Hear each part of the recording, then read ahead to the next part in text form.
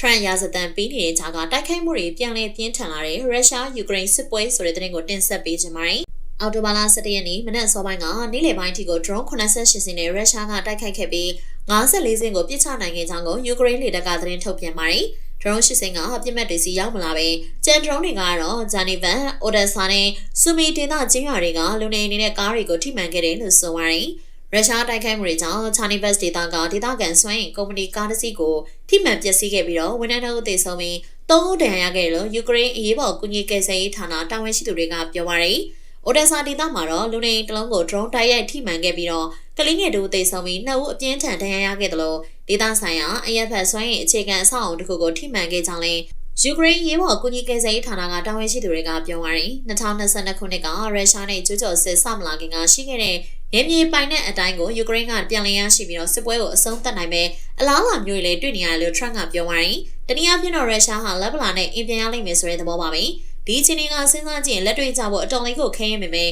Trump ကတော့တကယ်ပဲအဲ့လိုပြောသွားခဲ့ပါတယ်။သတင်းတောက်တွေကဘာကြောင့်ဒီလိုယူဆရလဲလို့မေးတဲ့အခါမှာ Trump ကအရင်ကရုရှားရဲ့စီးပွားရေးအခြေအနေနဲ့ပတ်သက်လို့တိတိကျကျသိမထားတာဖြစ်ကြောင်းကိုအခုတော့ပို့ပြီးတော့စုံလင်ခိုင်မာတဲ့အချက်လက်တွေရရုရှားအတွက်လည်းစစ်ကိုအချိန်ကြာကြာဆက်တိုက်ဖို့မလွယ်တော့ဘူးဆိုတာပုံမြင်သာလာလို့ဖြစ်ကြောင်း Trump ကဖြေခဲ့တာပေါ့သူကရုရှားဆိုတာအိန္ဒိယနိုင်ငံငယ်လေးတွေကို3နှစ်ခွဲလောက်စစ်တိုက်နေတာတော့မနိုင်လို့စက်ကူကြအဆင်ဖြစ်နေပြီဆိုတာမျိုးလည်းမှတ်ချက်ပေးသွားပါသေးတယ်တချို့ကတော့ Trump ဟာခိုင်မာတဲ့အချက်လက်တွေပေါ်မှာအခြေခံတာမဟုတ်ပ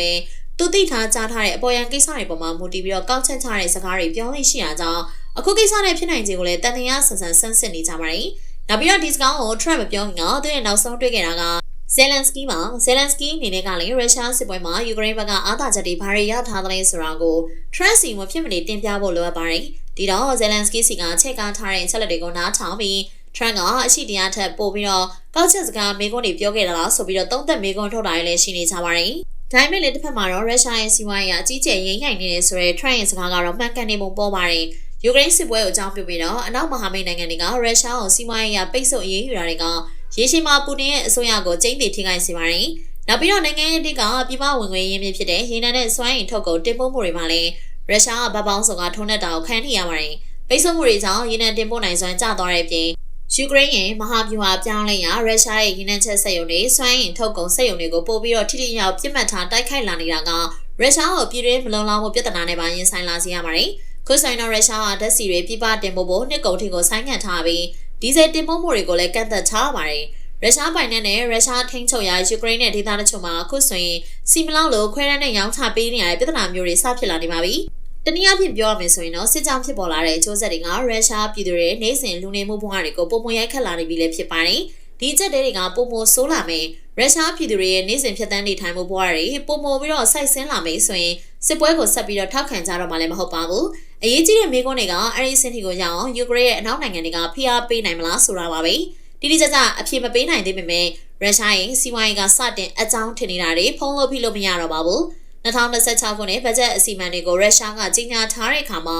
စစ်သုံးစရိတ်တွေကိုမြင့်တင်ဖို့အတွက်စီးပွားရေးလုပ်ငန်းတွေနဲ့ပြည်သူလူထုစီကအခွန်တွေတိုးကောက်ဖို့စီစဉ်ထားတာလေးတွေ့ရပါတယ်။ဒီလိုရတဲ့ကတေချာပေါလူတို့စိတ်ပြတ်မှုတွေကိုဥတီမေမှန်သိပေမဲ့ပူတင်တို့ကတော့စစ်ကိုဆက်တိုက်ဖို့တခြားရွေးချယ်စရာတော့မရှိတော့တဲ့ပုံပါပဲ။ယူကရိန်းနိုင်ငံအရှေ့ပိုင်းကမြေပြင်ထိုးစစ်တွေမှာရုရှားတပ်တွေကတဖြည်းဖြည်းချင်းစစ်ဆက်တွန်းနေပြီးတော့ယူကရိန်းခုခံရေးတပ်တွေကနေမြေတွေကိုလက်လွတ်ပေးနေရပါတယ်။ဒါပေမဲ့အသေးပြောက်ကတော့ရုရှားဘက်ကအများကြီးပိုပါတယ်။အနောက်နိုင်ငံမီဒီယာတွေကတော့စစ်မြေပြင်မှာရုရှားအုံချတဲ့ဗျူဟာကိုအသားကျိတ်ဆက်လို့တော့နှောက်ပြောင်ကြပါတယ်။နေမြေနည်းနည်းလေးရဖို့ကတော့စစ်သားတွေအများကြီးကိုအသေးခံပြီးတော့တိုက်ခိုင်းတာကြောင့်မှရုရှားအတွက်စစ်မြေပြင်အခြေအနေကတောက်လျှောက်တိုးတက်လာနေရဆိုပြီးတော့ပြည်သူတွေကိုချွေးသိမ်းပြဖို့တိတ်ရေးကြီးပါတယ်။ယူကရိန်းထံလူဦးရေ4ဆလောက်ပိုများတဲ့ရုရှားမှာစစ်သားအသစ်တွေထပ်ဆူဆောင်မှုမခက်ပေမဲ့စိတ်ဓာတ်နဲ့ခံယူချက်ပိုင်းမှာတော့ပြဿနာတွေရှိပါတယ်။ယူကရိန်းကစစ်ပန်းနေပေမဲ့လည်းရှုံးသွားရင်တော့နိုင်ငံပြောင်းလိုက်မယ်ဆိုတာကိုနားလည်ထားပါတယ်။ရုရှားမှာအောက်ခြေစစ်သားများပြားကနိုင်โอเคရှုံးလဲအရင်ပဲဆိုတဲ့အတွေ့အမျိုးတွေရှိနေပါလိမ့်မယ်။ပူတင်ရဲ့စွန်းစားလောင်းကြီးထက်မှုအလျော်စားတွေအကြောင်းကိုသူတို့များများဆဆစဉ်းစားမှာမဟုတ်ဘူး